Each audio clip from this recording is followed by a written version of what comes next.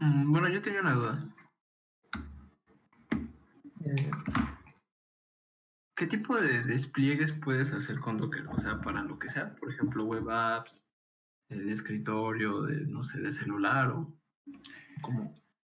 En teoría, todo lo que tenga que ver que esté sobre TCP/IP, perdón, TCP o UDP. Entonces, pues todos los servicios que tengan un socket que maneje esos protocolos se puede desplegar en un contenedor en teoría, pero sí está como más utilizado para WebSocket y páginas web.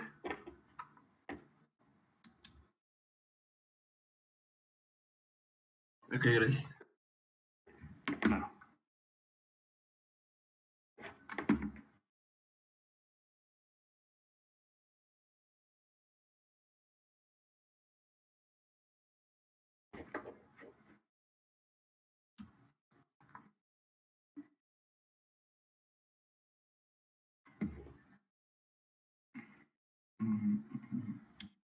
¿Alguien más tiene alguna otra duda?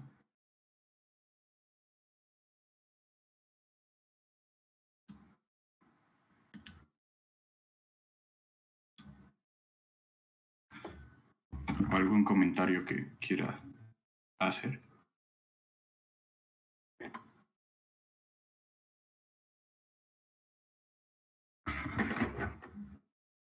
¿Me avisan? Perdón, sí. Esa tú a partir de contenerizar algo y así, ¿tú vas haciendo esa parte de microservicios o cómo llegas a eso? ¿Puedes Ajá. repetir tu pregunta, por favor? Sí, que si con Docker vas llegando a los microservicios o a esa parte de que, no sé, en vez de tener un todo, vas teniendo como algo que se dedica a esto y al otro. Pero eso se hace mediante Docker también. O no sé, no me quedó muy claro esa parte. ¿Tú qué opinas, Paul?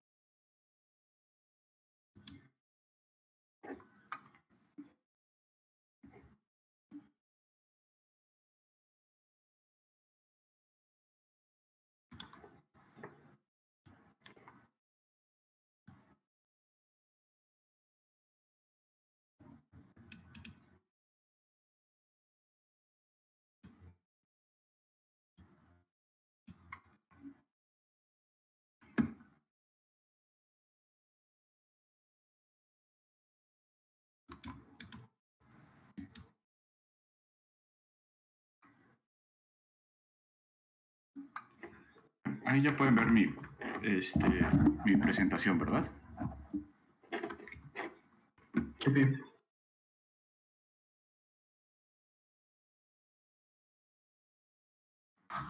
Bueno, ahí son nuestros perfiles de redes sociales por si gustan seguirnos. Pues, Iván, espero que sí haya sido el Iván de la sesión, de la primera parte de DevOps y Cultura. Paul es que dio la parte de Continuous Development y Continuous Integration, y yo, que voy a dar la parte de operaciones. Mira, mientras llegan para responder esa pregunta, ¿crees que me puedas dejar compartir rápido? O bueno, no, creo que no necesitas dejarme compartir. Deja comparto y nada más que lo vean. Ok, perfecto.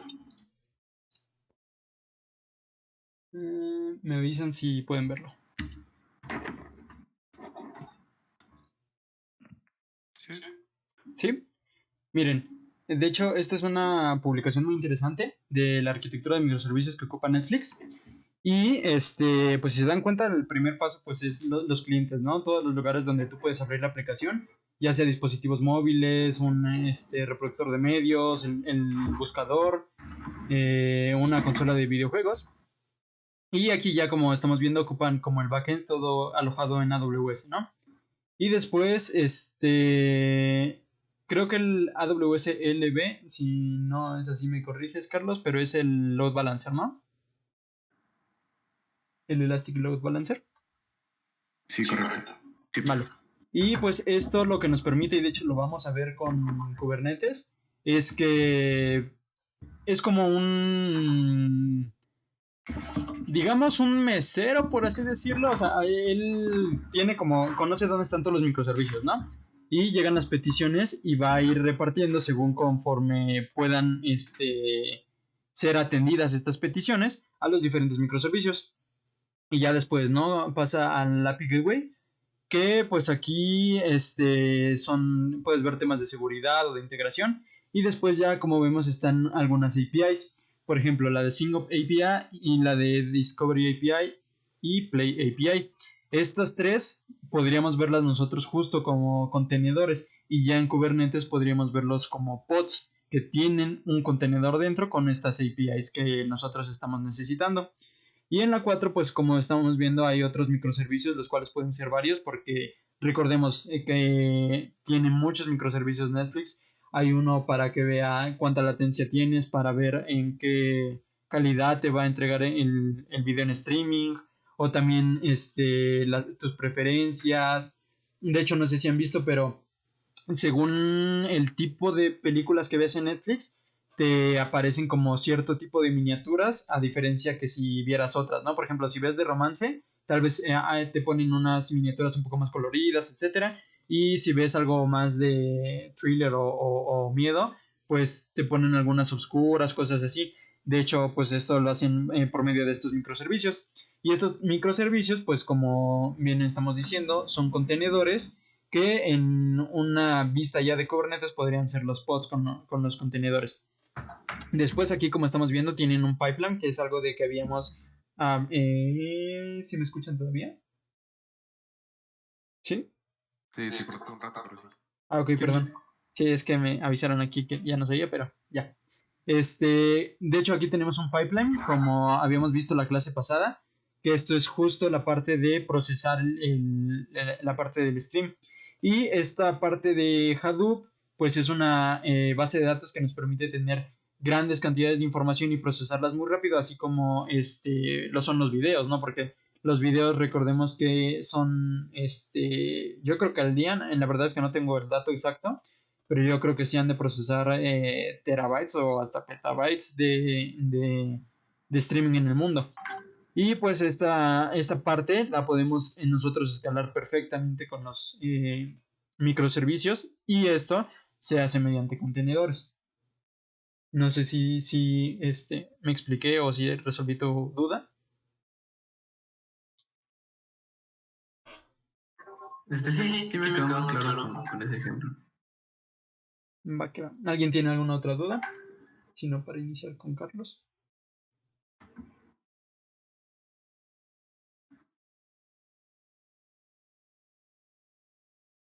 Creo que no. Entonces ya voy a dejar de compartir y pasamos con Bueno, Carlos. entonces, si les parece, vamos a iniciar con...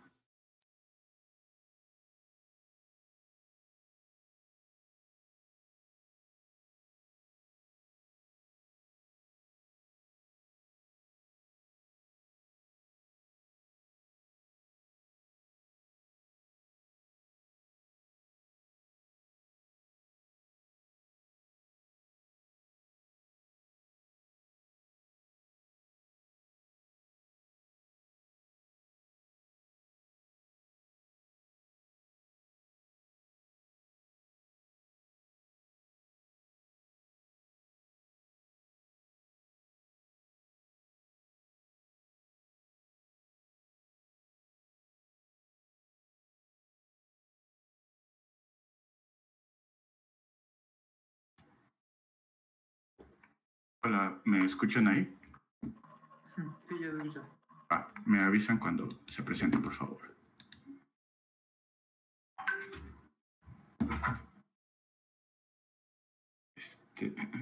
¿Ya lo pueden ver? No. No aparece tampoco como si estuvieras compartiendo. Ok. Jiji. Bueno, entonces, a ver, creo que ya debería aparecer. Ya está. Gracias. Bueno, entonces, habíamos visto que el release es como infinito, no va a terminar, y la idea es como tener release cada día o release pequeños, en lugar de tener un gran release cada semana o cada mes, ¿no? Así como pequeños cambios y casi empezar a probar o a producir código y empezarlo a probar inmediatamente. Y si se puede, pues ya pasarlo a producción. Entonces también hablamos de que todos somos procesos, desde lo que nosotros hacemos como personas, como en el equipo de trabajo, como en la comunicación dentro del equipo de trabajo, y también podemos hacer procesos para construir nuestro código y para desplegarlo. Vimos un poco las fases y la idea también de dividirlo así es dividirlo en diferentes equipos de trabajo, en diferentes roles, y cada rol pues tiene un perfil diferente, una preparación diferente. Haya como más integración entre entre cada uno de estos roles en el proceso de despliegue, ¿no? Que casi que tanto el desarrollador, el QA, el PM, el de infraestructura tengan que ver con trabajen en conjunto, ¿no? Y que tengan que ver con el release o con la entrega de cierta funcionalidad. Y también es muy importante el monitoreo continuo para ver los cambios que se están haciendo y el impacto que tiene en nuestra infraestructura. Vimos también un poco de qué es Cloud Native, y la idea de Cloud Native es crear modelos que puedan aprovechar las tecnologías de cómputo en la nube de diferentes proveedores que nos ofrezcan velocidad, flexibilidad y calidad al implementar nuestros productos. Y en esto es como características que pueden tener estas aplicaciones basadas en nube, y algo que es como que también podemos retomar de la vez pasada o de los cursos pasados es la creación de APIs.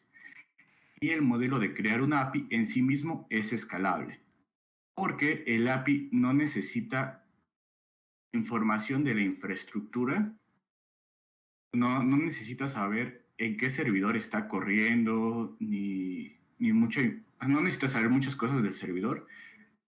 Puede como obviarlas y solo le va a importar la información que esté entregando al cliente.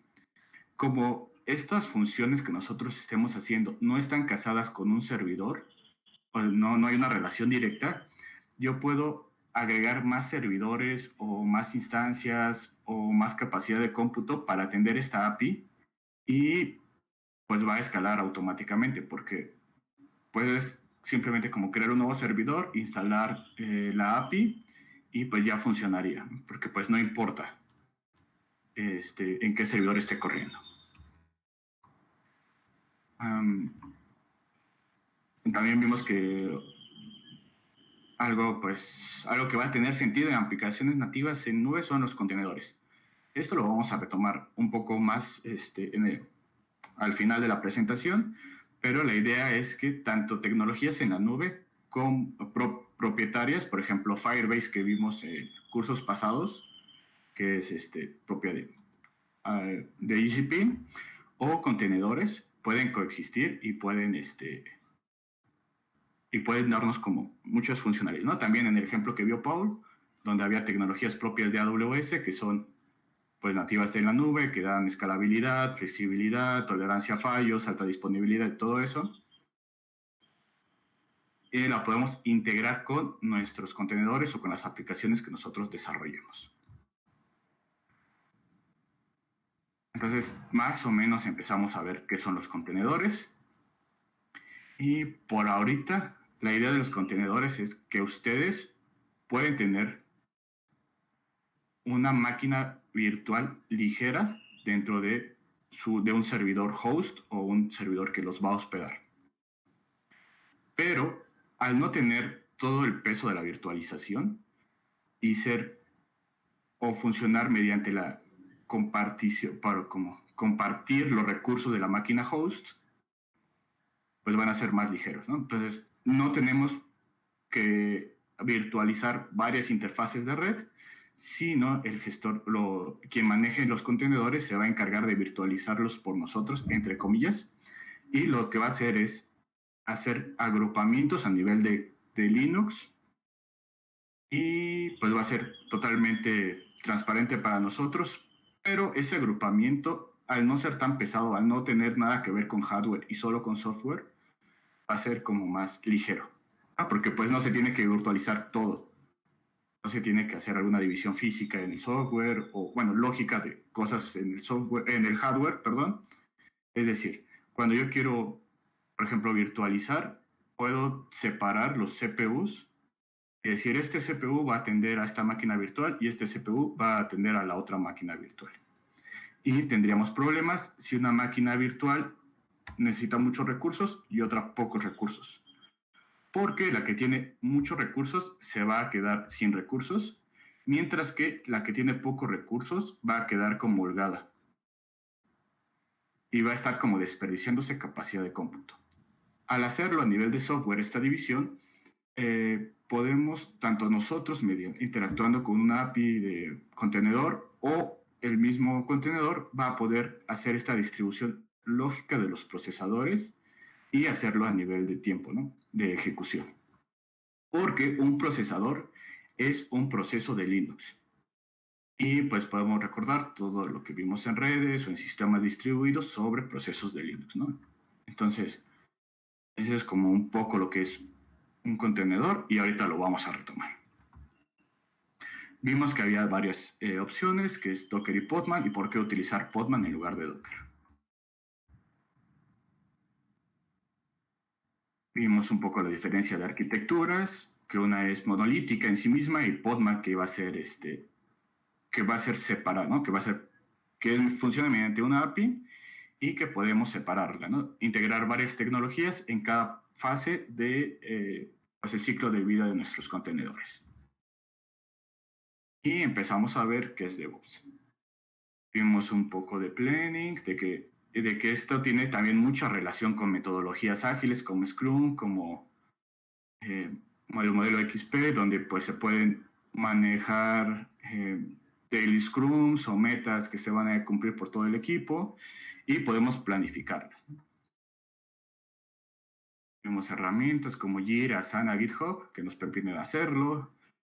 La imagen grande, vimos como todo el proceso por completo de cómo, desde la parte de que nosotros organizamos nuestro equipo, hacemos cambios en un manejador de un repositorio de código como Git, y pues podemos manejar diferentes equipos, diferentes funcionalidades al mismo tiempo desde un mismo punto de acceso, que es nuestro Git. Podemos también construir nuestra aplicación y desplegarla en la arquitectura.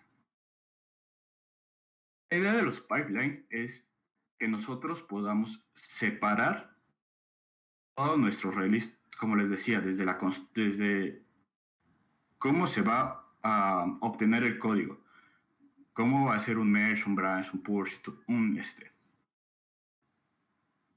un pull, un push y todo eso en un solo repositorio donde todos los equipos estén interactuando hasta que se va a desplegar en la infraestructura. Entonces vamos a dividir stage, vamos a generar stage, que van a ser los pasos que tiene que tener.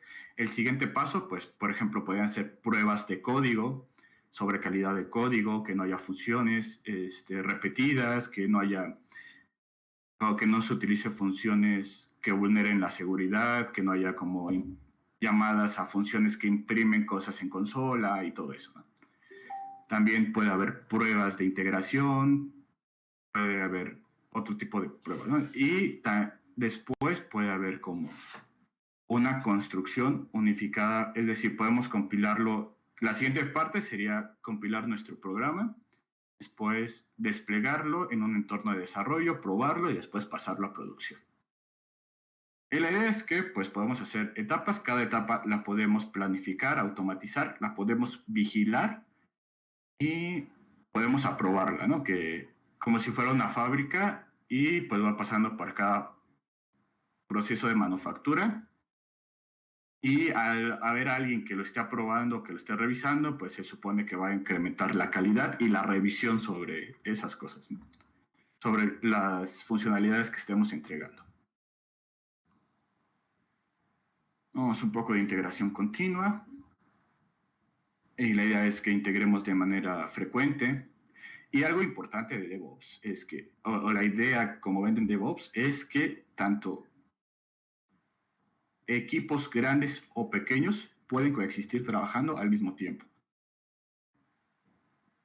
Y pues diferente tipo de equipos que estén haciendo diferentes funcionalidades. Y por eso es importante la integración continua.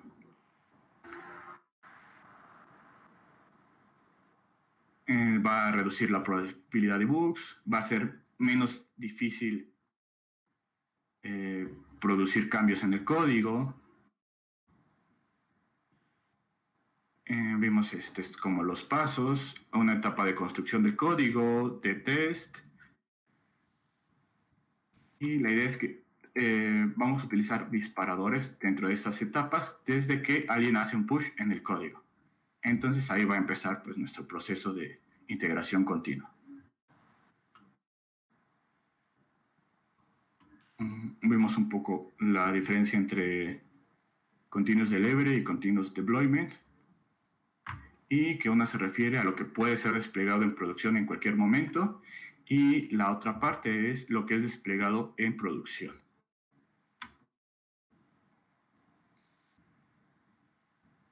Entonces la entrega continua pues va a ser, o cómo es el paso de que ya que se compiló algo, ya que se desplegó algo, cómo se va a pasar a producción y qué impactos va a tener en nuestro sistema.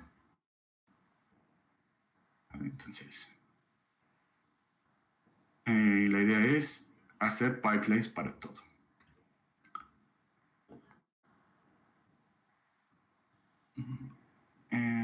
Vamos a utilizar artefactos que son... Los artefactos son objetos que van a comunicar todas las etapas o todos los stages que hayamos definido. Un ejemplo de artefacto puede ser la compilación de un jar, puede ser la creación de una imagen en Docker, puede ser un binario, puede ser un archivo zip o cualquier dato que necesitemos compartir para los demás stages o que se vaya transformando. Vimos algunas herramientas, Jenkins, Body, Circle y GitHub Actions. También vimos que pues, cada herramienta de Cloud va a permitirnos herramientas para automatizar nuestro código al hacer el CI/CD con herramientas propias de AWS, de Azure o de Codewheel. Las ventajas entre herramientas open source o propietarias frente a herramientas en nube es que en nube vamos a tener una integración más transparente, más directa con los demás servicios de esa misma nube en toda nuestra etapa de pipeline, desde que lo construimos hasta que lo entregamos, desplegamos y monitorizamos. Pero el problema es que estaríamos casados o limitados a que nuestro flujo de trabajo solo se pudiera ejecutar en esa nube. Si nosotros lo quisiéramos replicar fuera de la nube o para otro proyecto o cambiar de nube, pues sería imposible. Y también, pues que incluyen costos. Mientras que las herramientas open source, los costos van a darse, o al menos para nosotros, si lo utilizamos de la parte completamente open source, los costos vienen con las máquinas virtuales destinadas a hacer eso, ¿no? Por ejemplo, la máquina que tiene nuestro Jenkins, la máquina que tiene GitHub, la máquina que tiene los contenedores y todo eso.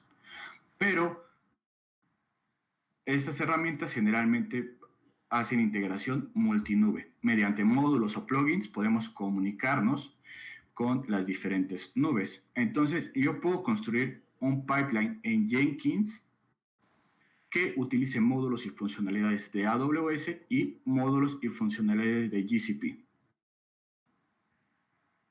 Entonces, pues nos da más control sobre cómo estamos desplegando nuestro código y nuestro pipeline y nuestro flujo de trabajo. Entonces, hasta aquí un poco rápido, pero fue todo lo que vimos ayer de cómo se están construyendo las cosas. ¿Hasta aquí alguna duda, pregunta, comentario que no haya quedado tan claro o que les gustaría que repitiéramos? Todo bien. Bueno, entonces, cuando nosotros entregamos nuestro código, o como desarrolladores, en enfoque tradicional, el desarrollador dejaría de tener injerencia en el proceso de despliegue de código. Ya lo entregaste, ya lo construiste, ya se aprobó y hasta ahí terminaría. Pero eso no es cierto, falta más de la mitad del proceso o la mitad del proceso. Y el siguiente paso sería la implementación continua. Es decir, ¿qué vamos a necesitar para que nuestro código sea desplegado? Entonces es como la siguiente parte de CI/CD. Y también es automático.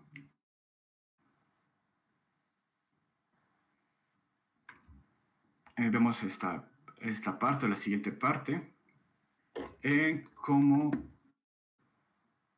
ya se construyó, ya se probó, va a quedar en una etapa de pruebas, como ya tenemos un release o un cambio, una nueva funcionalidad. La funcionalidad va a desplegarse en una infraestructura, puede ser una infraestructura de desarrollo, de QA, y va a hacer pruebas de aceptación. Es decir, un nivel más de pruebas, ya no solo del código, sino del código funcionando en un entorno productivo o semiproductivo.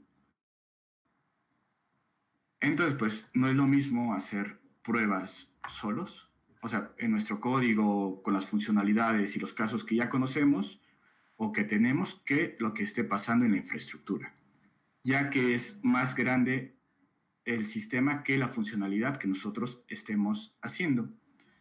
Y, por ejemplo, a priori no podemos saber el impacto en rendimiento, cuántos recursos ocupa, cuántas llamadas a la base de datos va a ser, cuánto tiempo de respuesta hay entre una funcionalidad y otra, sino hasta que esté en la infraestructura, ¿vale? Entonces, imaginen que hicieron una funcionalidad hace un mes y quieren reemplazarla por una funcionalidad optimizada por un algoritmo, ¿no? O ustedes optimizaron el código de esa funcionalidad, según ustedes, ¿no? O sea, ese fue como la actividad de su Scrum. Y ahora ustedes la tienen que desplegar en producción y pueden comparar como un antes y después de implementar esa funcionalidad. Entonces, imaginen que pudieran automáticamente desplegar las dos al mismo tiempo y tuvieran una forma de medir cuál es más rápida. Si su cambio, si su optimización sí funcionó y cuánto funcionó. ¿Funcionó tan bien que tiene que cambiar todo el código? ¿O no funcionó tan bien que es difícil cambiar todo el código, ¿no? O sea, como el costo-beneficio. O también lo empeoraron, hicieron colisión con otras funcionalidades. Entonces, agrega como esta parte de observación antes de mandarlo a un entorno productivo. O incluso en producción. Pero pues ya tenemos observación sobre nuestros sobre lo que nosotros estamos desplegando. Yo creo personalmente, igual, tal vez esté mal, que lo importante en CI/CD es empezar a obtener muchos datos analizarlos, que son información de todas las partes de esta entrega, y empezar a tomar decisiones sobre lo que vamos a hacer después. Vale, entonces, siempre hacer como pruebas, ver cómo funciona. Para el siguiente release, vamos a tener la información que ya aprendimos en este. Entonces, ¿qué aprendimos de esta funcionalidad en comparación a las otras? Si funcionó, no funcionó, cumple con los requerimientos del cliente, no cumple con los requerimientos del cliente y cómo los cumple. Y la siguiente planeación, pues ya va a tener esa información. Entonces, ustedes como desarrolladores no van a tener tan claro el impacto que tiene a nivel de infraestructura o a nivel de observación o al nivel de management, o sea, que tiene de los otros miembros del equipo, porque pues ustedes solo ven código. Y un PM no va a saber qué implicaciones tiene que una funcionalidad en cuanto a código, su estructura, o qué tan difícil es hacerlo, o qué tantas ventajas tiene hacerlo, porque pues su rol es PM. Entonces se supone que DevOps, al hacer esta integración, pues nos va a permitir equipos de trabajo unidos donde el conocimiento de todos se comparte para un release. Esto es como lo repito, como nos los venden, como dicen los libros. Si se hace o no es como otra cosa, pero pues esa es la idea, ¿no? Y ahora yo les vamos a platicar sobre estrategias de deployment, es decir, estrategias de despliegue de código. Y son estrategias para mitigar el riesgo y observar los cambios dentro de su código. Ok, entonces, el primero que vamos a ver es entornos azul y verde. Ustedes tienen dos copias de su infraestructura. Una la van a llamar azul y la otra le van a llamar verde. Las dos copias son exactamente iguales, ¿no? Supongamos son los mismos servidores, los mismos procesadores, la misma cantidad de memoria RAM, la misma arquitectura, las mismas aplicaciones o servicios. Son servidores idénticamente iguales, pero pues uno va a estar activo y el otro no. Ustedes, al hacer su cambio o este despliegue, va a ser primero aplicado al entorno inactivo, es decir, que no tiene tráfico de los clientes o que no tiene tráfico productivo, es decir, nadie lo está consumiendo. Entonces ya hacen pruebas sobre este segundo entorno de integración, pruebas que a ustedes se les ocurra, de aceptación, pueden poner clientes y decirle, a ver, prueba esta parte, o todo eso, ¿no? Ya que ustedes están seguros de que este segundo entorno sí funciona con los cambios que ustedes hicieron, van a hacer un switcheo. Entonces, van a tener es muy parecido al Git, ¿no? Entonces, cuando tienen un cambio en un Git, hacen un push y Git automáticamente se encarga de poner los dos repositorios, su repositorio local y el repositorio del servidor, en el mismo commit o en el mismo estado. Es decir, una copia idéntica de los dos. Entonces, este switcheo, el servidor que estaba desactivado, o el entorno verde, va a pasar a ser el entorno azul. Y el entorno azul va a tener que hacer una copia idéntica con los cambios actualizados. Y a su vez, este pasaría a ser el entorno secundario, el entorno inactivo.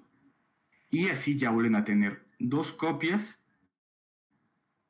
con la misma configuración, una activa, otra inactiva, y los cambios, si fallan terriblemente, solo tendrían problemas en el entorno inactivo. ¿Vale? Y los cambios a nivel de infraestructura, o a nivel de operaciones, de cambiar de un entorno a otro, es simplemente, por ejemplo, cambiando un load balancer, ¿no? un balanceador. Paul le explicó un poco sobre qué era un balanceador. Un balanceador también puede verse como un cartero. El cartero recibe la carta, ve el destinatario, ve el origen y él sabe a qué dirección enviarlo, a qué servidor pasarle la carta, ¿no? En dónde entregarlo. Y si tiene muchas cartas, pues puede decidir cuál entrega primero, cuál entrega después y así, ¿no? Entonces va a ser ese servidor el encargado. Entonces, en este caso, a nuestro load balance solo le tenemos que decir, oye, ya cambiaron de entornos. Ahora el que estaba desactivo ya es el activo y el tráfico automáticamente lo va a redireccionar al nuevo entorno activo, al que acabamos de hacer los cambios. ¿Y esto qué implica? Que en cuanto a tiempo de fuera de servicio es prácticamente nulo. Porque pues es una regla que se cambia, ¿no? Solo es un punto de cambio. El problema de este tipo de despliegues es que es muy costoso porque necesitamos otra copia de la infraestructura idéntica, ¿no? Entonces, en teoría, si tenemos 5 servidores de un lado, necesitamos 5 servidores para el entorno desactivado y ahora tenemos 10 servidores. ¿Vale? Y el entorno desactivado, pues, es improductivo porque pues no está atendiendo tráfico de los clientes, ¿no? Entonces, es como ventajas, desventajas. Va, entonces, vamos a ver otro entorno, otro estrategia de deployment.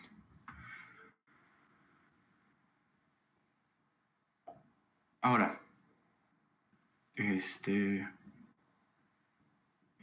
imaginen que, bueno, ahora hay algo que se llama Canary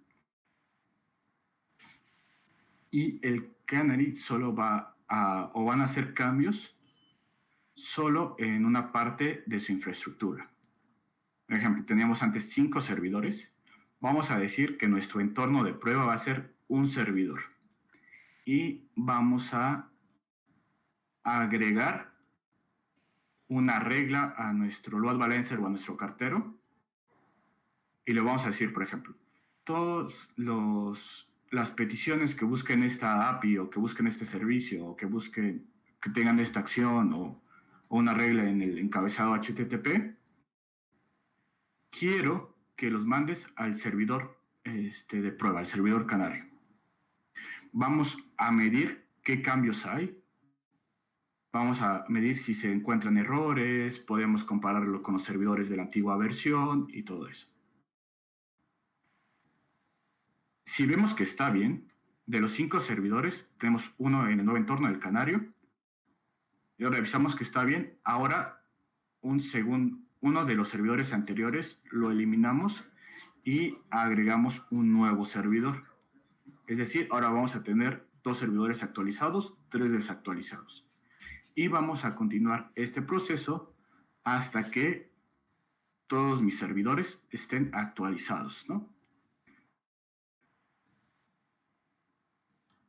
El problema de uno frente al otro, es decir, Canary frente a azul y verde, es que el cambio es gradual, ¿no? Entonces, a pesar de que nosotros lo hagamos automáticamente, es mucho más lento que cambiar todo el tráfico en una regla de balanceo, ¿no? Porque tenemos que esperar a que nuestros 5 servidores se actualicen. Pero nos da más flexibilidad en cuanto a regresar. Es decir, si nuestras pruebas en este servidor controlado, entre comillas, fallan, podemos regresarlo al estado anterior. Y también podemos hacer como un mejor versionamiento. Ajá. Las desventajas, pues que es lento, que también puede, en cuanto a infraestructura y reglas, pues parecería más costoso y con más esfuerzo, pero pues también se podría hacer. No necesita tanta infraestructura como el anterior.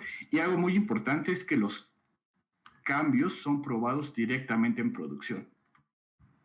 Esto es bueno y malo, ¿no? Porque si falla horriblemente, pues estamos afectando producción, pero si no falla, podemos ver la observabilidad, es decir, podemos ver los cambios en vivo, en el escenario real y no en nuestro escenario simulado. que es en el otro entorno. Bueno, ¿hasta aquí alguna duda sobre lo que hemos hablado? ¿O comentario? No, creo que todo bien. ¿Muy seguros? Bueno, entonces, ¿a alguno de ustedes le ha tocado desplegar un servidor en GCP, AWS o algo así que nos pueda compartir cuál es el proceso, cómo se haría? Desde cómo acceden a la consola web y cómo lo crean y todo eso. Entonces, anímense, por favor. Pues yo no un servidor web, pero sí una API. Bueno, utilizando el Google Cloud, necesitaba la API de Google Maps para incluirla en un proyecto de Docker, digo, de Docker, ¿cómo se llama? De Flutter. Digamos que para que estuviera consumiéndolo. ¿Y qué hiciste? O sea, primero entraste a tu consola. A la consola, exacto, y irme a las APIs, seleccionar la que yo quería utilizar. Te dan un token que tienes que poner en las configuraciones de tu proyecto. Y ahí lo pones, digamos que para que le des el permiso de consumirla y para que genere las rutas y etcétera. Sí te da como, tienes que especificarle ahí dentro del cloud para qué quieres utilizarla y quién la va a utilizar. Vale, muchas gracias. No puedo ver tu nombre, pero gracias. Entonces, este proceso, como nos los contó, es bastante problemático pensando en este ritmo de innovación continua. Entonces, imagínense que siempre que vaya a hacer un pequeño despliegue tengas que modificar tu API, tengas que crear nuevas APIs o que tu infraestructura sea tan grande que no puedes revisarla, ¿no? O sea, que el proceso de crear APIs sea muy tardado. O que te hayas, que en tu configuración de API la hayas tenido un error que no sabes cuál es, entonces tendrías que repetir exactamente todos los pasos. Y eso, pues, tendrías como que gastos humanos, gastos en tiempo y que es poco práctico cuando ya estemos escalando. Entonces, imagina que tienes que asignarle permisos a otro endpoint o a alguien más que vaya a consumir tu API. Siempre que hagas eso, tienes que meterte a tu consola y modificarlo. Y pues, sí, les prometo, o los que hayan podido crear una máquina virtual, es un proceso horrible hacerlo desde la consola web. Y para esto surge infraestructura como código. Mediante instrucciones de código generalmente declarativas, nosotros podemos decirle a nuestra infraestructura qué hacer. Nosotros, por ejemplo, esta acción que les platicaba de cambiar de E a B del entorno azul al entorno verde, que era solo cambiar una ruta, implicaría meterte, hacer el cambio y eso, ¿no? Y eso para cada despliegue. Entonces, si haces un despliegue de diario, implica que tú te metas a tu consola al menos una vez al día y que al menos una vez al día tengas el riesgo de equivocarte. Y que justo me pasó hoy a mí que hice eso, pero me confundí en los puertos. Entonces, un HTTPS lo mandé por protocolo HTTP y tiré todo el sitio. Entonces, este punto de fallo humano, este proceso que fue mi error, hubiera quedado solucionado si tuviéramos un proceso de infraestructura como código o de DevOps más robusto. Porque tanto las modificaciones que se tienen que hacer, primero no hubiera ocurrido ese error porque el proceso ya está aprobado con anterioridad y en segunda pues sería automático, ¿no? O sea, no hay una persona que puede estar cansada y que puede tener un error. pone como los puntos. También algo de DevOps y hacer nuestro pipeline es que disminuye los puntos de error y fallo de nuestra aplicación. Entonces, es el mismo concepto que nosotros tenemos en nuestro código. Podemos versionar nuestra infraestructura, versionar los cambios que estamos haciendo en nuestra infraestructura, regresar a cambios anteriores y probar nuestra infraestructura, ¿vale? Entonces, imagínense, ustedes tienen ahora una aplicación que funciona bien para un cliente. Si desean replicarla para un segundo cliente, tendrían que crear los mismos servidores, las mismas configuraciones de red, las mismas APIs, los mismos permisos y todo eso. Pero si lo tuvieran automatizado con código, con infraestructura como código, sería tan simple como construir otra plantilla. Algo interesante aquí es qué pasa con la infraestructura mutable e inmutable. Y es decir, infraestructura que puede cambiar con el tiempo e infraestructura que no puede cambiar con el tiempo. Es decir, vamos a necesitar más servidores para poner nuestras solicitudes. Imagínense que en algún momento o el tráfico de nuestra aplicación no sea constante. Por ejemplo, en el Buen Fin. Nosotros vamos a necesitar más servidores en el Buen Fin que en otra época del año si somos vendedores. Y necesitamos más capacidad de cómputo. Este escalamiento horizontal significa que yo puedo agregar más máquinas en un intervalo de tiempo y puedo disminuirlas en otro intervalo de tiempo.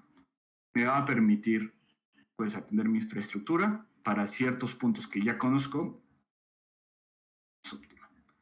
Eso sería una infraestructura mutable. Una inmutable pues es que no pueda haber cambios y que se tenga que crear otro ambiente, ¿no? Completamente diferente. En contenedores, al parecer, todo puede hacerse como mutable, ¿no? Es decir, podemos crear más servicios conforme a nuestras peticiones o a nuestros requerimientos. Entonces, por ejemplo, si tenemos una página de ventas y de un lado tenemos como un servicio para que los proveedores agreguen sus productos y otro para que los clientes los compren, vamos a asignar inteligentemente, tomar la decisión de asignar más recursos o más contenedores para asignar o atender cierta petición. Es decir, pues a las compras, ¿no? Entonces, igual, lo vamos a retomar más adelante, pero creo que se queden con esa idea, que al parecer en contenedores todo puede ser mutable, o la infraestructura podría ser mutable. Aquí les quiero enseñar cómo se crearía una máquina virtual con Terraform, que es infraestructura como código. En la parte izquierda está como de GCP y en la parte derecha está de AWS. Son procesos muy parecidos. A todo le tenemos que mandar la información de disco, de red y cuánto almacenamiento queremos, cuántas IPs queremos, qué sistema operativo queremos y todo eso. Entonces, casi lo mismo, es exactamente el mismo proceso, pero desde un lugar, desde algo que puede ser automatizado, revisado, tenemos o podemos tener acciones en dos nubes diferentes. Entonces, estas herramientas de infraestructura como código nos permiten pues modificar nuestra infraestructura o lo que nosotros hagamos desde un solo lugar, desde código, ¿no? Y que puede ser multinube. ¿Hasta aquí alguna duda?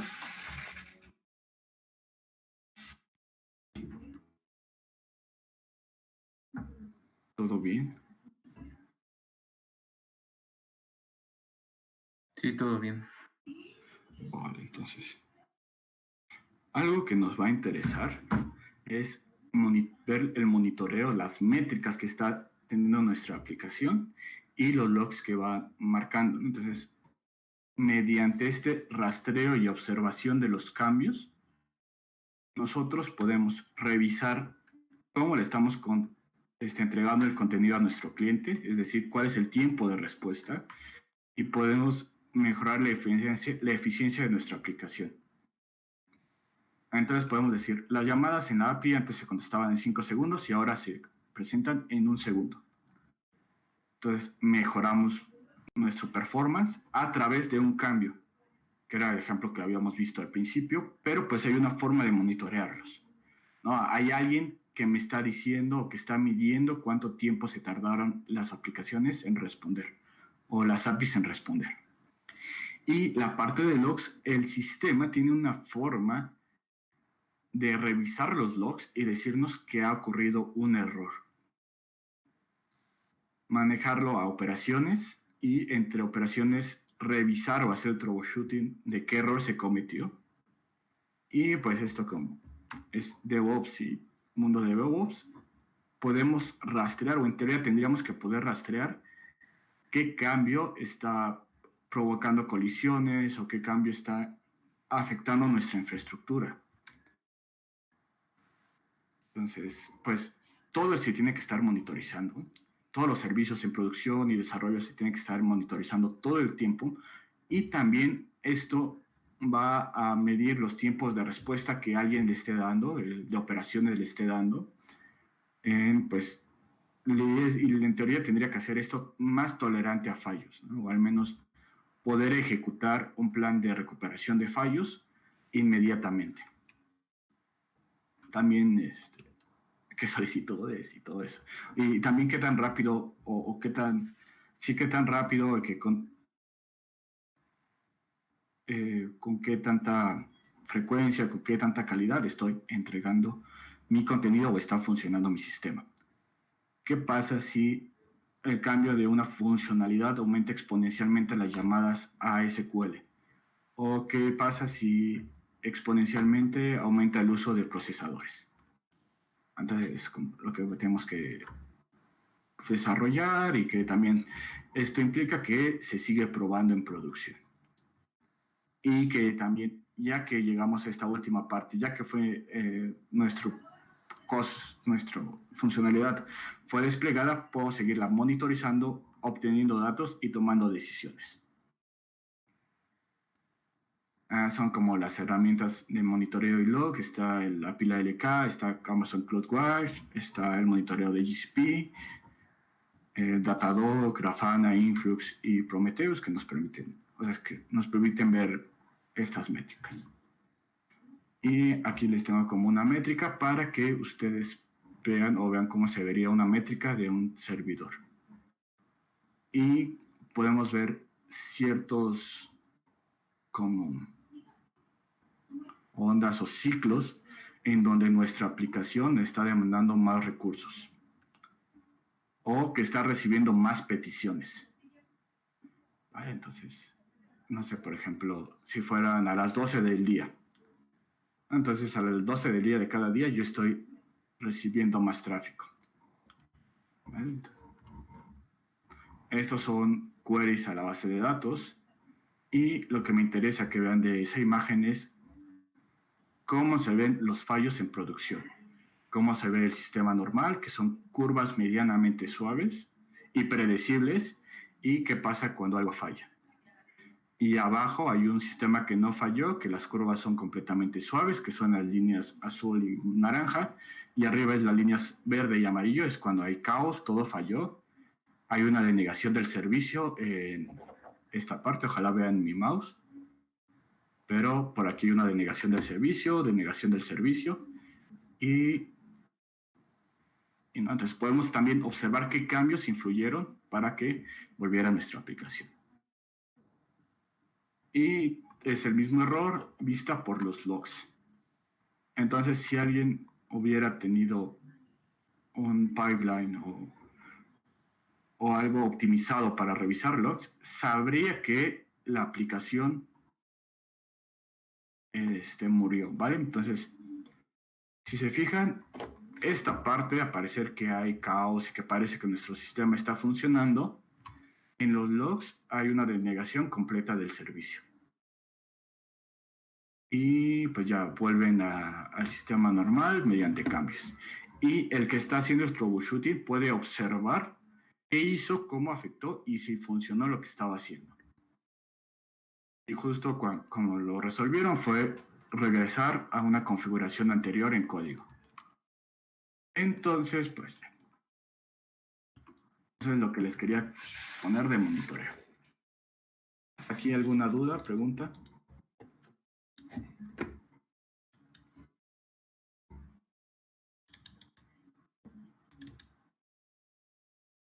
Todo bien. ¿Muy seguros? ¿Y completamente seguros? Mucha información, poca información, ¿quieren que ahondemos más en algún tema o algo así? Esta última Bueno, parte, yo... bueno, Ajá. adelante tu primero, compañero. Ok, bueno, yo solo quería hablar un poco de lo que vimos de los despliegues. Que, bueno, ya hablaste de los dos, tanto de los entornos azul y verde y después los canarios. Y bueno, que ya vimos un poco las ventajas, las desventajas, pero bueno, que en los canarios pues de cierta forma es como una inversión, o sea, es poco a poco, pero al final pues quizá los resultados sean mejores al hacer estos despliegues lentos por partes, pero ¿cuáles dirían ustedes que en qué entorno, o bueno, en qué más bien, en qué ejemplos podría ser mejor un despliegue azul y verde completo y en cuál sería más conveniente uno de canario, no sé, algún sistema bancario o algo así? Pues te puedo decir la respuesta que dirían los PDF que consulté, porque pues no, Okay. la verdad no le he trabajado completamente con los dos, ni bien con los dos. Pero, o sea, en donde sacamos la información era que la ventaja en el entorno azul y verde, o la gran ventaja era el tiempo en el que estaba fuera tu sistema, de una funcionalidad a otra. Entonces, cuando tienes sistemas que tienes que cambiar o que es como importante esto, de tenerlo siempre arriba y poco tiempo de denegación de servicios y fiabilidad y todo eso, pues funcionaría uno azul y verde. Y el otro se supone que es más robusto, porque pues como dijiste, justamente vas haciendo el cambio poco a poco y tienes observabilidad y decisiones sobre esos cambios y puedes regresar. Y también te da una segmentación que puede ser geográfica o lógica. Por ejemplo, lo que hace ves que en Facebook algunas veces te muestran a ti una interfaz blanca y a mí una interfaz azul y clásica y todo eso. Eso sería también un ejemplo de funcionalidad implementada de forma Canary, donde hay un grupo de estudio al cual le están mostrando la interfaz blanca, están viendo, sacando métricas del uso, de cuánto tiempo la usan, si les gusta, si no les gusta, y a otro tipo de interfaz, ¿no? Entonces, ese también sería una forma, ¿no? Que funcionalidad que pues no depende no es indispensable y te da como métricas o que te da otro tipo de información. No sé, Paul, si tú quieras completar la pregunta o decir algo más.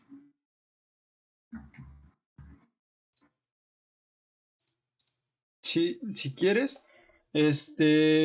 Bueno, igual que Carlos, no he trabajado con el Blue Green, con el Canary. Yo con el que he trabajado en la empresa es Rolling Updates, que es donde lo va haciendo como contenedor por contenedor, lo va reemplazando hasta tener la nueva versión. Y esto yo creo que es mucho por el tipo igual de aplicación que necesitas, porque en la empresa donde trabajamos, pues siempre como nos aseguramos de tener los requerimientos bien especificados y hacia dónde vamos. Y ya que tenemos desarrollado esta funcionalidad, hacemos el deployment. No hacemos como tipo de pruebas, como podrían ser estos del Blue Green, el Canary o el Rollback. Y por eso yo digo que cuando ya tienes probado completamente o es una funcionalidad que sí o sí va a desplegarse, pues lo podrías hacer como con Running Update. Y si es algo más experimental, porque es, por ejemplo, una funcionalidad de innovación, no sé si te has dado cuenta que hay veces que Facebook saca algunas funcionalidades que no están disponibles para todos los usuarios ni en todas las partes del mundo. Ahorita no recuerdo específicamente una, Pero sí he visto yo algunas veces que hasta con amigos, ¿no? Yo tengo una funcionalidad nueva y ellos todavía no la tienen. Y aparte de también los sistemas operativos y etcétera que pueden cambiar, esto se debe también a este tipo de deployments, al Blue Green, al Canary Deployment, donde yo diría que sí es un proyecto de innovación, de que tú estás como viendo la prueba de cómo van a reaccionar tus clientes hacia una nueva funcionalidad, sería lo mejor de hacer. Y también si, por ejemplo, no sabes cómo se comportaría esa funcionalidad a una gran escala de usuarios, o sea, por ejemplo, si ya lo probaste con 10 usuarios, pero no lo has probado con 1000 usuarios o con 1 millón de usuarios, pues puedes ir haciendo este tipo de porcentajes y de versiones para que no quites todo el tráfico a tu aplicación, o sea, que si llega a fallar esa funcionalidad, todos estén afectados. Y esto también te va a permitir para tener esta retroalimentación hacia tu desarrollo, ¿no?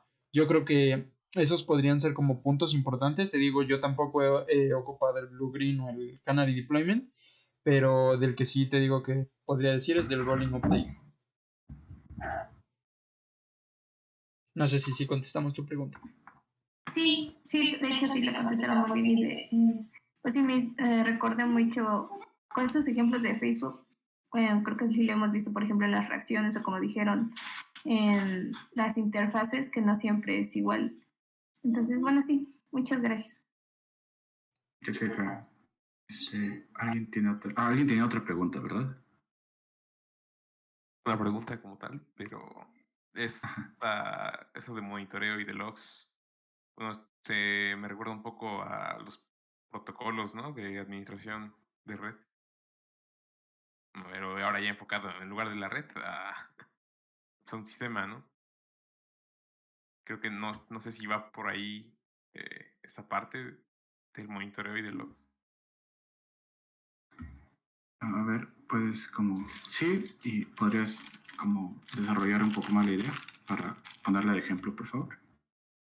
Sí, porque dices que hay logs y aparte como me habías mostrado unas gráficas, ¿no? Vaya, del comportamiento del sistema con el tiempo. Digo que me recuerda un poco a algunos protocolos de administraciones de red. Supongo que es la misma idea aplicado al uso del sistema, no solo la red. Sin embargo, yo igual creo que, bueno, no sé, más bien mi pregunta sería, esto como desarrolladores, pues me imagino que tenemos que conocerlo, pero también vaya, puede ser una rama aparte, ¿no? Del desarrollo. Se supone que el DevOps y el de operaciones y el de infraestructura deberían poder revisarlo. Pero está la parte, ¿cómo decir? Bueno, contestando esta última parte de la pregunta, que el de infraestructura no sabe de código o no es experto en código y el de código pues no es experto en infraestructura. Entonces, por eso, pero si hay una correcta interacción, si hay como una correcta comunicación y canales abiertos, pues pueden hacer el troubleshooting conjuntamente.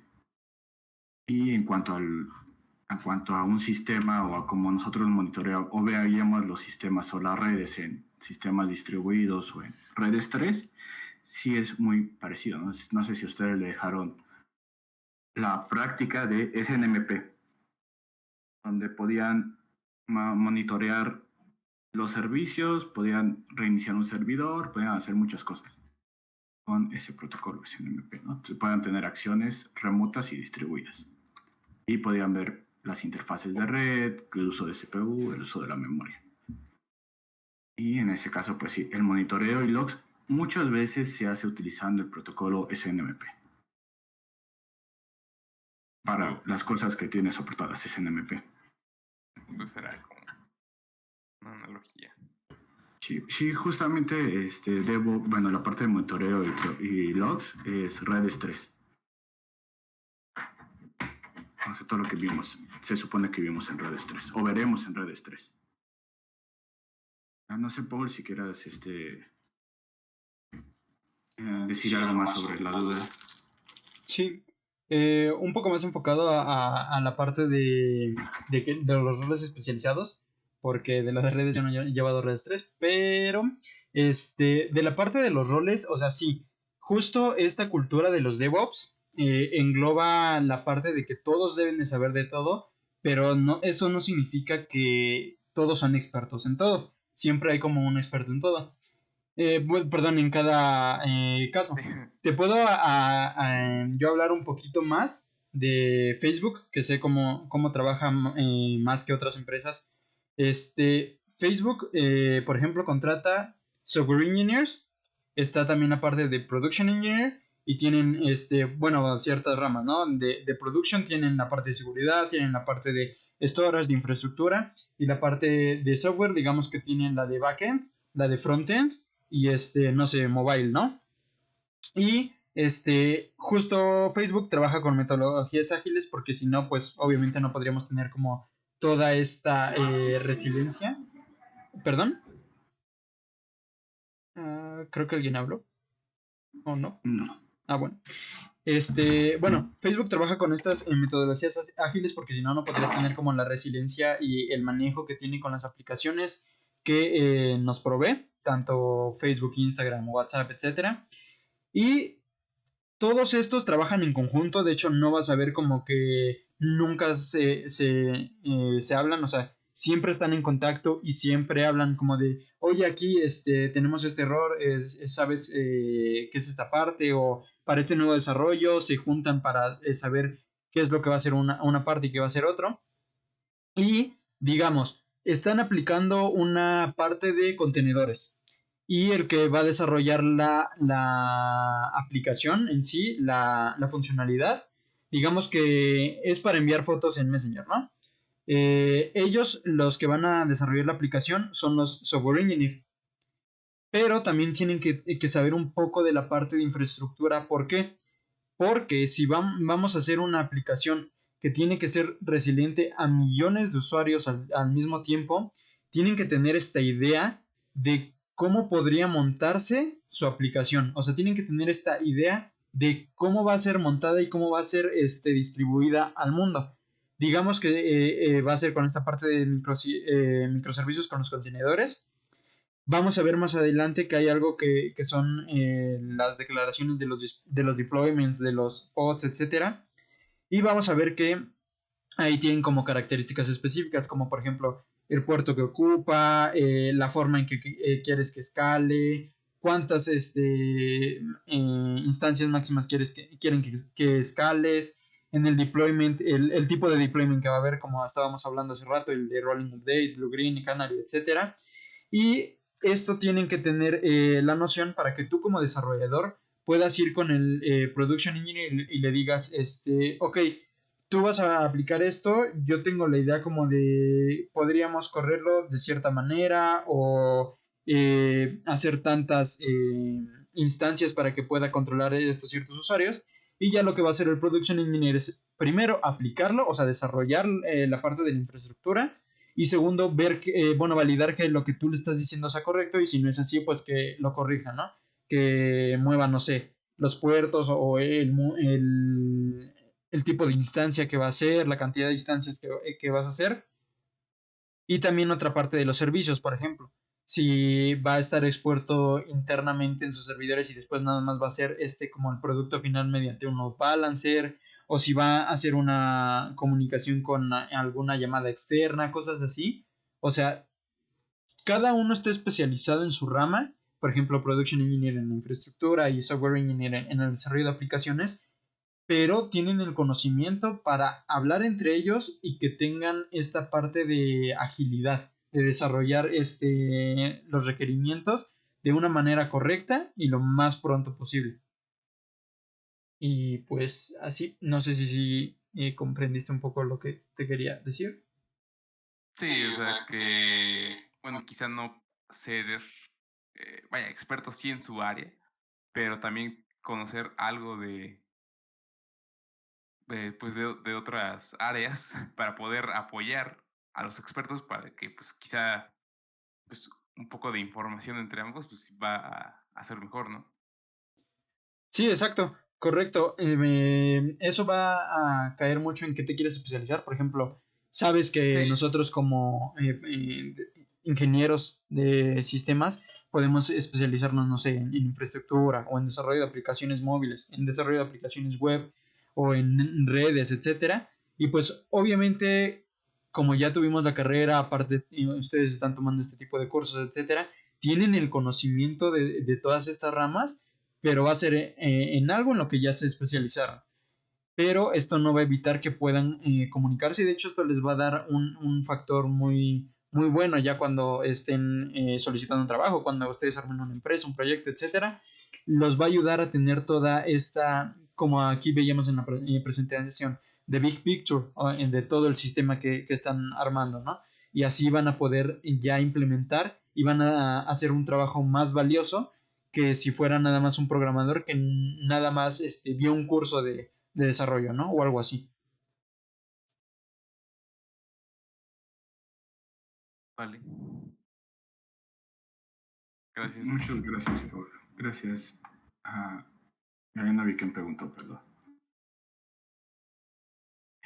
¿Tienen alguna otra duda o comentario?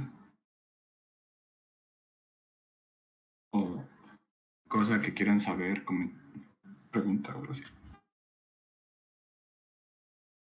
Bueno, yo quería nada más hacer un comentario, o bueno, una pregunta, pero es medio, bueno, todas estas cosas, pues es que sí es mucha información todo lo que ahorita nos presentaste, y pues todos estos términos, bueno, creo que lo mencioné la última vez, pues son muy nuevos y obviamente pues son cosas que se están usando ahorita, y si lo vemos en tiempo, pues es muy diferente a como hace 10 años se hacían las cosas, a como ya ahorita se están implementando tanto los contenedores, todo, la parte de cloud. Y bueno, mi pregunta es, todas estas cosas pues las han aprendido en práctica, como dijeron ahorita que han trabajado en Facebook y demás cosas, o sienten que también ha influido mucho la parte, pues, ay, se me olvidó la palabra. Bueno, pero que ustedes mismos se pongan a investigar, o que sienten que, una forma autodidacta, que sienten que es lo que les ha ayudado más, pues, a entender todos estos conceptos, porque, pues, cuando no los hemos trabajado, a veces es un poco difícil visualizarlos, sobre todo estas cosas que son más abstractas. No sé, ¿por quieres compartir primero tu experiencia? Ya, prender en el OBS mi micrófono para que se vea en la grabación. Pues yo creo que realmente sí es algo de mucho trabajo autodidacta, también porque hay muchas veces que a un mismo término le dicen de distintas formas, ¿no? Pueden decirte, ay, tenemos que conectarte al endpoint. O otro te dice, tenemos que conectarnos a tal dirección. U otro te puede decir, necesitamos conectarnos a la API. Y pues realmente como que todos se están refiriendo a lo mismo, pero es algo, lo oímos diferente porque es la forma de cómo lo aprendieron. Y la verdad es que esta parte de ver los términos de a qué se refieren es muy importante porque igual como tú dices, cuando vemos términos nuevos hay mucha confusión porque no lo conoces o tal vez está en otro lenguaje, etcétera. Y pues esta es mucha parte de investigación. Lo que yo te diría que podrías hacer para aumentar tanto tu conocimiento como la preparación de los temas es que tomes cursos, ya sea hasta un tutorial en YouTube o busques no sé, un blog, hasta en Stack Overflow de alguna pregunta, algún error que tú tengas, y vas a ir aprendiendo, pero trata de como no solo copiar o ver cómo se implementó y ya, sino trata de abundar un poco más. Por ejemplo, estás diciendo, no sé qué se me viene en la mente. Ya sé, hace rato estaba haciendo unos programas en C y no sé, un error muy clásico, ¿no? El segmentation fall, creo que es. Bueno, cuando te sales de los límites de la memoria. Si te sale ese error, busca como primero qué es el error, ¿no? Para que sepas qué significaba. Después, ya que viste lo de que es que te saliste de la memoria, trata de ver por qué te saliste. Después, como si no le entiendes, ok, cómo funciona la memoria de una computadora. Ya que sabes cómo funciona la memoria de una computadora, pues vas a ver cómo la procesa o cómo la maneja C. Y así vas a empezar a ampliar un poco más tu conocimiento de si solo buscarás, ok, cómo arreglar el segmentation fault y copias el código, ¿no? O cosas así. Y pues igual, o sea, unirte a este tipo de clubs o de programas donde te pueden enseñar cosas, pues siento que es un paso muy importante como nosotros estudiantes. Y la escuela también, o sea, aunque hay muchas veces que no nos dan los temas como deberían o ya están un poco desactualizados, siento que sí nos dan como las nociones de todas las bases que tenemos que tener y ya nosotros podemos ir a buscarlas en internet o en cursos, donde quieras. También depende mucho de la forma de cómo aprendas, si vas a ver un curso o vas a leer un libro o vas a leer un blog, si vas a estar chateando con alguien así. Y la última cosa para que pueda decir Carlos su experiencia y también no se vayan muy tarde, es que trates según lo que te quieras dedicar, meterte a eso. Por ejemplo, si te quieres dedicar, no sé, a la programación competitiva, pues métete a la programación competitiva, al club de algoritmia, cosas así.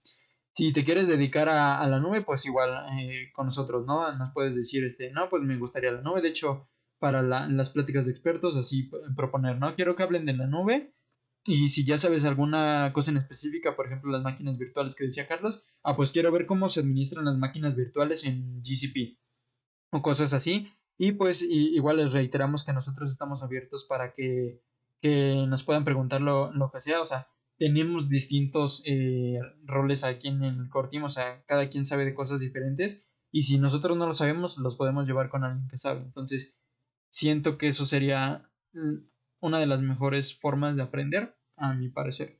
Ahora sí, Carlos, si quieres continuar. Sí, también que podemos empezar a utilizar el Discord.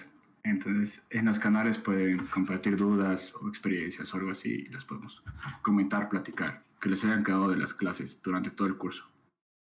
Entonces también sería como una forma. Y pues, no sé, como dijo Paul, hacer lo que tú quieres y lo que más te gusta y empezar a investigar por ahí. Y no sé, algo que al menos, pues es mi primer empleo y todo eso, y pues lo estoy aprendiendo como en la experiencia, ¿no? Como esa parte de vivirlo, vivir cómo funcionan los logs, el troubleshooting, cómo se hace la implementación continua, qué impactos tienen y todo eso, ¿no? Entonces, pero creo que algo súper importante es que siempre estemos persiguiendo las nuevas tecnologías y las innovaciones. Y aunque no se estén implementando en nuestra empresa o en nuestros, si ya trabajamos o cuando nosotros empezamos a estudiar, empezar a seguir las nuevas tecnologías siempre, siempre, siempre. Y siempre tratar de estar innovando porque es un proceso en el que nunca vamos a dejar de aprender y como es algo que nos gusta, siempre vamos a tener dudas y vamos a estar contentos con lo que logremos personalmente. Entonces, como yo tengo una duda, una inquietud y ya lo estoy resolviendo con una tecnología. Pero pues no es como cualquier tecnología, no es como, la nueva tecnología. Es como, sí, ya no estoy utilizando Docker, estoy utilizando Podman. Pues no tiene, al parecer ahorita no tiene como tanto sentido y no utilicen Podman en su primer trabajo y ni siquiera Docker y todo eso. Pero el conocimiento que están generando al investigar algo que les gusta y la nueva tecnología sí les abre el panorama para su formación personal e individual. Eso es como padre. Y creo también en el networking y en el conocimiento colectivo. Por eso participar en grupos como este, ¿no? En el que, pues sí, mientras más interacción haya, más aprendo de otras experiencias, de la experiencia de un desarrollador o de alguien que ya ha tenido esto, de alguien que ya está manejando la tecnología que yo quiero manejar y que podamos como acercarnos, preguntar, aprender y también enseñar, ¿no? Y estar conscientes de que aunque seamos estudiantes, no sepamos aparentemente mucho, lo que tenemos que decir es importante porque se está generando conocimiento entre nosotros. Estamos generando conocimiento para al preguntar, al hablar, a participar en foros, en canales y todo eso. Entonces, Creo que el conocimiento o aprenderlo se da también por el networking. Es súper importante generar relaciones de conocimiento. Y ya, bueno, sería como he aprendido intentando seguir las nuevas tecnologías y haciendo networking, como preguntándole a mis amigos qué es lo que han hecho, qué tecnologías ocupan e intentando seguirles el paso. Sí, de hecho, algo muy importante que dijo Carlos es, si tú tienes la posibilidad de que puedas meterte a trabajar, no sé, de medio tiempo o hacer una intern o algo así, siento que es algo muy bueno porque realmente te abre la mente mucho. De hecho, yo en mi primer trabajo, bueno, justo en el que estoy también, ahí es donde aprendí todo de la nube de Google y pues realmente sí, o sea, es otro mundo, por así decirlo. Y pues si tienes la posibilidad, yo diría que lo hagas, aunque no tengas la necesidad, pero o sea, es como para crecer tú. Y otra de las cosas que me acaba de surgir con lo que dijo Carlos es que no sé si les parece, podríamos, los que quieran hacer networking, dejar como su LinkedIn o alguna red social que ocupen como Twitter para que podamos hacer networking y también ahí dejen como lo que les gusta o lo que ya saben, lo que están aprendiendo, etcétera, para que también sepamos, ¿no? Como entre quién nos podemos ayudar.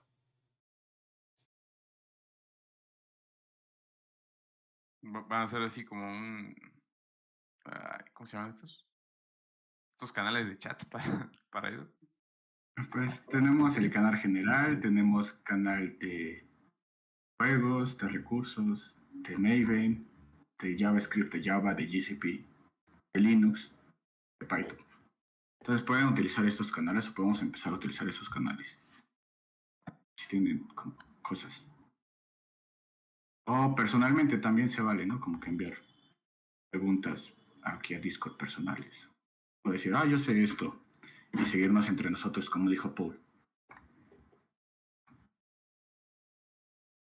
No sé qué les parece, se animan, no se animan. Sí, sí está. Sí, me parece también buena idea y gracias por contestar. La verdad, pues sí, bueno, a mí sí me sorprende todas las cosas que nos han enseñado y pues también es padre conocer sus experiencias. Gracias pues, por todo lo que nos han enseñado y compartido. No, gracias a ustedes por asistir. Está chido que asistan. Pues todos tenemos algo que decir también. Y aprendemos también nosotros, ¿no? En conjunto todos estamos aprendiendo. Sí, dejar eso muy claro. Sí, exacto, o sea, que ustedes estén ahí, que les interesen los temas realmente, pues es lo que nos alienta a nosotros a seguir. De hecho, pues eso es la parte del DSI. No estamos obteniendo ninguna paga ni mucho menos. Y y de hecho algo muy interesante que creo que es importante decir porque no muchos aquí lo saben. Yo al Core Team lo conocía cuando lo creé, creo que a 3, 4 personas. Y realmente los demás fueron porque les pregunté a todos en general que quién quería participar, pues ya hicimos como una selección y todo, y pues así fue como nos conocimos, igual aquí en el DSI, y pues ya fue como conocí a Carlos, a Kevin, a Iván, a todos los que están en Core Team.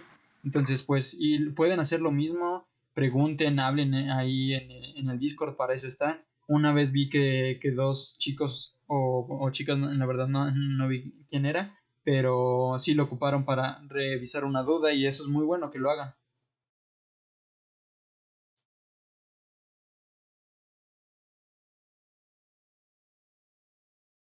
¿Alguien tiene alguna otra duda, comentario que quieran hacer?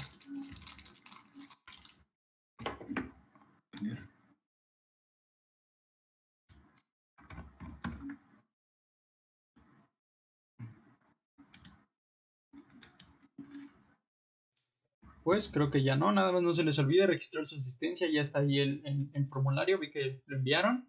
Y pues nada, sigan asistiendo y échenle ganas. Igual ya saben, veo si vamos a hacer un nuevo canal para que pongan ahí todos sus contactos y no se pierdan. O igual si por ejemplo les interesa ya alguno de los canales que tenemos ahí pueden poner como su contacto, ¿no? Y sabemos que se refieren a esa tecnología. Ok, gracias. Va.